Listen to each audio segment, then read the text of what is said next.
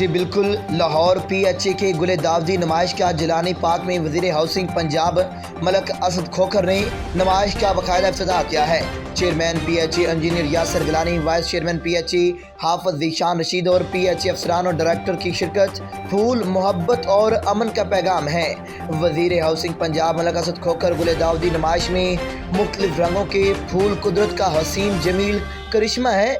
वज़ीर हाउसिंग पंजाब मलक असद खोखर खूबसूरत, दिलकशी, रंगीनी और हसासियत कुदरत ने फूलों को बख्शी है। इसकी मिसाल कहीं और नहीं मिलती।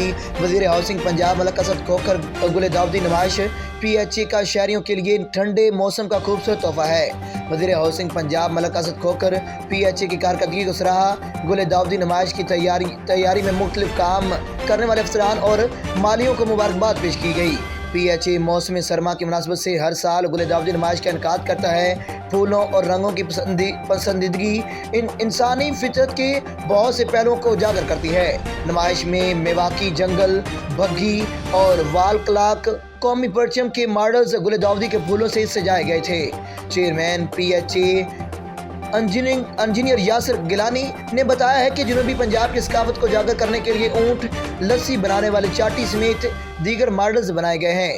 इस बार नीले, लाल, सब्ज, नारंगी और दीगर रंगा बिरंग फूल गुले दावदी नुमाइश का हिस्सा हैं। नुमाइश में 100 से ज़्यादा अक़साम के फूल सजाए गए।